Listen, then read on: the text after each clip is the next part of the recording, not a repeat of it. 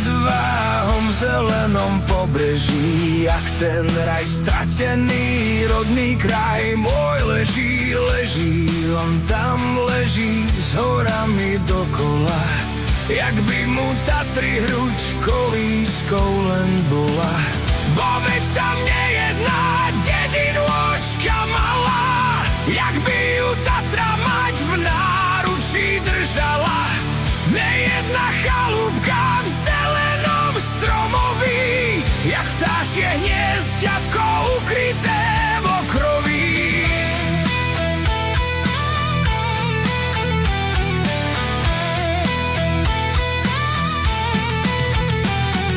Často sa sníva mi tu v svete cudzenom, že žijem blažený v kraji tom milenom, že hľadím na hory i nebo nad nimi, doliny rozkošné s mestami drobnými. Že vidím, jak slnce spoza hor obstáva, V kráľovskej velebe nad Tatrou si pláva a svojej koruny zlatými bleskami bláženosť rozlieva šírimi krajami.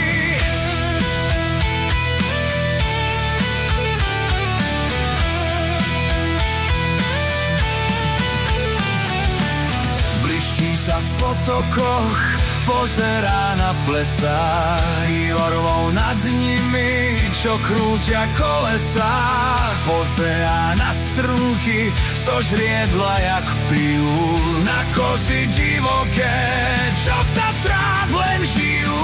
tam bystrých sníčivlá, pútením letiace, Deti a mesta popri ňom ležiace, stáda im pošťané na kvetných a lúčinách. hradím prastavé v smutných rozbalinách.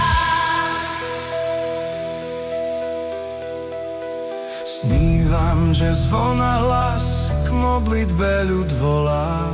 Vidím, jak zástupy ťahnú do kostola. Čujem zvuk orgánov spevami zbožnými. Slzy ma zalejú. Spievam tiež za nimi. Vďaka ti, Bože môj, za tvoju dobrotu, že si ma z kraji tam prebudil k životu. O, ak som zaslúžil, ak vôľa je tvoja, daj nech jednúť hlava spočinie tam.